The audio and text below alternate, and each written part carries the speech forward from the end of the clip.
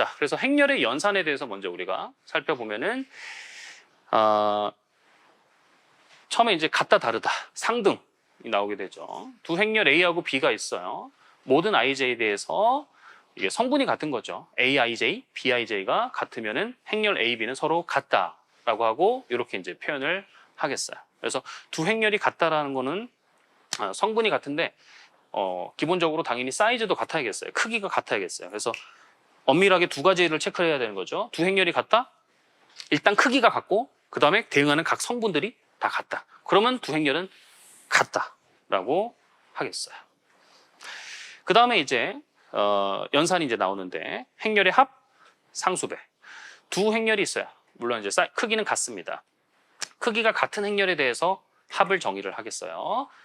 그리고 이제 어떤 행렬의 상수배는 그냥 뭐 상관없고요. 이거는 자, 그래서 합은 당연히 각 대응하는 성분끼리 더해준다 이거예요. 같은 위치에 있는 것끼리 딱딱딱딱 더해줘서 행렬이 나오게 되는 거고, 그 다음에 얘는 모든 성분에다가 K배를 다 한다는 거예요. 성분들이 다 있으면 거기다 다 K배를 하는 거지. 그게 이제 상수배 연산이 되겠어요. 간단하죠? 그 다음에 이제 곱셈. 그러면은 지금 덧셈을 정의한 거 보니까 곱셈도 그냥 이렇게 할 것 같아요. 여기 각각 두 이렇게 행렬이 있으면은 얘네들을 곱한다. 그러면 여기 있는 거 여기 있는 거 이렇게 곱해서 이렇게 여기다 쓰고 여기 있는 거 여기 있는 거 곱해서 여기다 쓰고 이렇게 정의를 할 것 같은데 그렇게 정의를 안 한다라는 거예요. 새롭게 이제 정의를 합니다. 새롭게 이렇게 정의를 하는 것이 우리가 행렬의 이론을 펼치는데 더 좋겠어요. 자연스럽고 보면 어떻게 이제 정의를 하게 되냐면은 A, B 두 개 곱한다. 그러면 CIJ 이건 이제 성분이라면 그 IJ번째 성분이라고 하는 거는 이렇게 결정이 된다라는 거예요. 보시면은 A에 관련된 거는 I 행들이 차례대로 쭉 있고요. B는 J열, J번째 열의 성분이 차례대로 돼 있어요. 즉 뭐냐면은 요게 행렬 A다. 그 다음에 요게 행렬 B다. 그렇게 해서 곱한 것이 행렬 AB다. 이렇게 A, B 이렇게 돼 있다.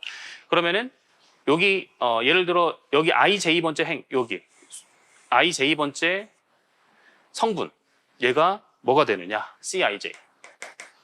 얘는 I번째 행 있죠. 그 다음에 B의 J번째 열 있지 않겠습니까? 여기 I행 있죠. J열이 있지 않겠습니까? 그거를 차례대로 곱해가지고 더해서 여기다 쓰면 되겠어요. 그럼 여기는 뭐가 들어가는 거예요? 어떻게 계산되는 거냐면 1행과 여기 1열 그것을 차례대로 딱 곱하고 또 두 번째끼리 곱하고 해서 더해서 여기다 쓰면 되겠어요. 여기는 1행하고 얘의 2열 그렇게 해서 이제 착착착착착 된다 이거지. 이렇게 이제 정의를 해야 우리가 이제 이론을 계속 전개를 할 수가 있고 그리고 이제 이 곱할 때는 행렬의 크기가 같을 필요는 없고요. 뭐를 만족해야 되냐면은 A가 M 곱하기 P고 B가 P 곱하기 N이에요. 한마디로 요 부분이 같아야 된다. 그래서 앞쪽 행렬의 열의 개수하고 뒤쪽 행렬의 행의 개수가 같을 때만 오직 정의한다라는 거예요. 다르면 절대 곱할 수가 없어요. 알겠죠? 그리고 그 곱한 것의 결과는 그러면 행렬의 크기가 어떻게 되냐면 바로 M 곱하기 N. 이 나머지 얘가 행렬 크기가 이제 나오겠어요. M 곱하기 N으로. 그래서 요 뜻이 이제 그 말이에요. 아까 제가 그 말한 방법대로 곱한다라는 거고 얘는 이제 시그마로 나타낸 것일 뿐이고요. 알겠죠? CIJ는 어떻게 쓸 수 있다? CIJ는 시그마로 나타낼 수가 있다. K는 1부터 그 공통됐던 그 숫자 P까지 들어가게 되고 행렬 A의 성분 뭐죠? IJ니까 I가 붙고 여기 K 되고 그 다음에 여기다 또 K를 두고 IJ니까 여기다 J 이렇게 두면 되겠어요. 알겠죠? 성분을 행렬 A의 성분을 이렇게도 쓸 수가 있고 아니면은 이렇게도 쓸 수도 있죠. 근데 이렇게 쓰려면은 또 얘가 이거다라는 말을 또 해줘야 하기 때문에 그냥 이 행렬 자체에서 그냥 바로 이렇게 성분을 쓰기 위해서 간단하게 이제 이렇게 쓰기도 합니다. 자, 뭐 어쨌든 이렇게 된다라는 거. 자, 곱셈은 이제 이렇게 정의를 하고요. 곱셈에 대해서 참고사항 좀 몇 가지 말씀드리면 행렬의 덧셈은 뭐 A 더하기 B나 B 더하기 A나 생각해 보시면은 당연히 같겠어요. 맞죠? 행렬 A하고 B를 더하는데 어차피 성분, 요 성분하고 요 성분 더하나 이 성분하고 이 성분을 더하나 어차피 안에서는 실수의 덧셈이기 때문에 상관이 없겠어요. 근데 이제 곱셈은 연산법이 지금 달라요. 일반적으로. 그러면 걔를 자리를 바꿨을 때 아까처럼 AB나 BA나 결과가 같겠느냐? 다르다 이거. 일반적으로 다르다. 그게 교환법칙이죠. 교환법칙이 일반적으로 성립하지 않는다. 간단한 예로 1000 0100 요거 두 행렬 곱하게 되면 어떻게 됩니까? 이렇게 곱하니까 0이죠. 그 다음에 또 1행열 1이고 이렇게 나오겠어요. 그런데 이제 자리를 바꿔서 교환해서 곱하게 되면 여기 0, 0, 0, 0. 그래서 결과가 같지 않다. 그래서 행렬의 곱셈에 대해서 교환법칙은 일반적으로 성립하지 않는다는 거. 기본적으로 당연히 인지를 하고 있어야겠고. 그 다음에 이제 두 번째, 요 A, B 곱인데요. 행렬 곱. 얘는 다음과 같은 두 가지 방법으로도 계산될 수 있다. 이렇게 나타낼 수도 있다라는 거예요. 보면은 A, B가 있는데 이렇게 표현할 수가 있겠어요. 뒤에는 이게 뭐냐 갑자기 라는 거는 요 B 행렬 B에 얘네들이 열 벡터예요. 얘가 첫 번째 열, 두 번째 열, n번째 열이겠어요. 그래서 이렇게 나타낸 거야. 네. 그래서 이렇게 나타낸 건 뭐 상관없죠. 근데 이제 얘 결과를 이렇게 쓸 수 있다. 마치 이게 이렇게 분배된 거죠. 그러니까 이제 얘가 결국에는 요 행렬 AB의 첫 번째 열이라는 거예요. 얘가 두 번째 열, 얘가 n번째 열이라는 거예요. 근데 그 열이 어떻게 볼 수 있냐면 이렇게 계산된다고 볼 수 있다라는 거예요. 맞지 않습니까? 이렇게 되는데 여기 AB 곱에 여기 A고 여기 B인데 얘가 이걸 어떻게 본 거예요? 여길 B1, B2 열 벡터로 쭉쭉쭉쭉 보고 요 행렬 A에다가 이거를 곱한 거로 보겠다 이거지. 맞지 않아요? 여기 계산이 어떻게 돼요? 이렇게 해서 이렇게 곱할 거 아닙니까? 그 다음 거 얘는요. 이렇게 해서 이렇게 곱할 거 아니에요? 이렇게 해서 계속 얘를 채워나갈 거 아닙니까? 맞죠? 그렇다라는 건 얘네들은 뭐라고 볼 수 있어요? 이 행렬 A랑 이거를 곱한 걸로 볼 수가 있겠죠. 맞죠? 이 행렬하고 이거 만약에 이 행렬이 요거밖에 없어요. 어떻게 할 거예요? 아까 그 곱셈 법칙에 따라서 이렇게 할 거 아닙니까? 계속 맞잖아요. 그렇죠? 그것이 결국에는 얘가 A, B1 이거죠. 그래서 이제 이렇게 쓸 수 있다. 같은 논리로 이번에는 유사하게 요 앞에 행렬 A를 행으로 쪼갠 거예요. 얘는 행으로 쪼갠 거고 이 행렬 AB의 첫 번째 행은 얘로 나타낼 수가 있다. 마치 얘가 이렇게 들어간 것처럼. 원리를 생각해 보시면은 여기 채워지는 여기 있는 숫자들을 채워지는 거를 생각을 해보시면은 알 수 있다. 요 B랑 결국에는 얘랑만 계속 연산해서 하는 거니까 이렇게 곱해서 얘 채우고 또 이렇게 해서 얘 채우고 이렇게 해서 얘 채우고 여긴 전혀 영향을 받지 않죠. 그래서 이렇게 쓸 수 있고 이렇게 이제 나타낼 수 있는 거를 우리가 쉽게 이제 뭐 암기하는 방법은 우리가 지금 이게 대상이 행열이잖아요. 행열. 그래서 A, B 두 개 곱하는데 행열 앞에는 행으로 쪼개고 뒤에는 열로 쪼갠다. 그렇죠? 그렇게 생각을 하시면 되겠어요.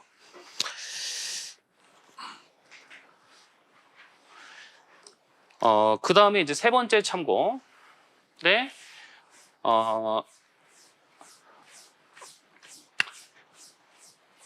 행렬 A가 있어요. 그리고 X도 있습니다.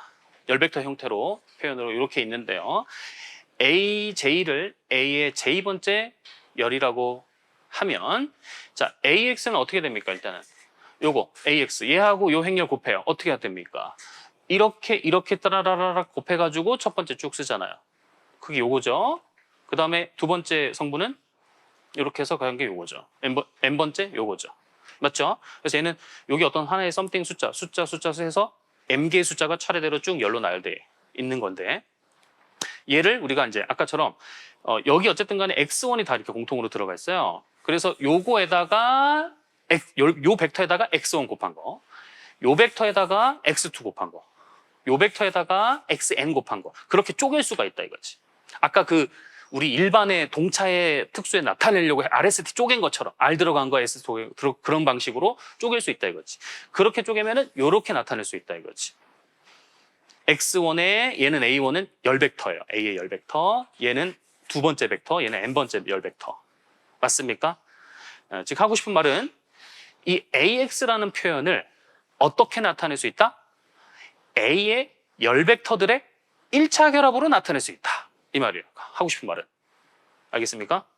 근데 그 1차 결합에 그럼 1차 결합이 있으면은 그 성분이 뭐냐? 바로 그 X의 그 성분으로 개수로 하고 있는 그런 1차 결합. 알겠죠? 1차 결합이라고 하는 거는 단순히 상수배 정도 해서 더하거나 빼고 뭐 요 정도의 결합을 1차 결합이라고 해요. 막 제곱한다거나 그건 1차가 아닙니다. 선형적으로 연산하는 게 아니에요.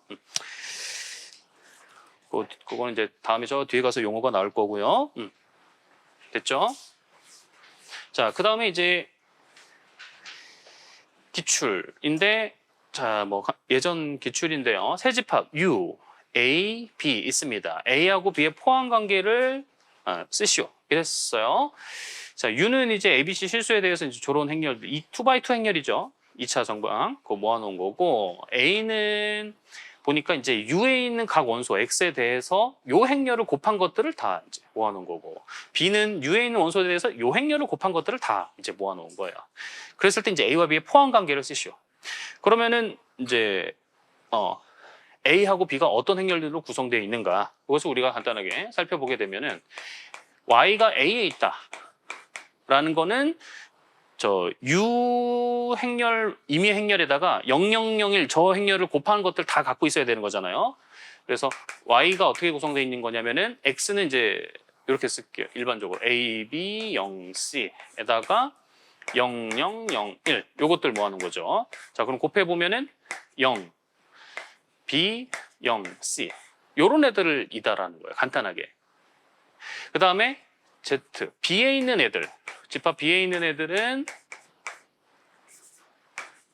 어떤 애들을 모아놓은 거냐면 X가 우리 A, B, 0, C 여기에다가 2, 0, 0, 1 요것들 다 곱한 거 모아놓은 거죠. 그래서 EA, B, 0, C 요것들을 다 모아놓은 거다. A, B, C는 임의의 실수, 모든 실수에 대해서. 그러면 이런 것들 다 A, B, C 임의의 실수에 대해서 이런 것들 다 모아놓은 집합 A, 이런 것들 다 모아놓은 집합 B. 따라서 누가 더 어떻게 됩니까? 포함 관계가 있죠. B가 당연히 A를 포함을 하겠어요. 이런 것들은 여기에도 있으니까. 그렇죠? A가 0이면 되니까. 근데 0이 아니어도 되죠. B는 여기가 더 있겠죠. 그리고 명확하게 표현하면은 포함되고 같을 수는 없다. 스트릭트한 진부분 집합이다 이거죠. 자, 그리고 이제 우리가 그럼 행렬의 연산에 대해서 했는데 그럼 기본적으로 성립하는 성질들 좀 정리를 나열을 한 거예요.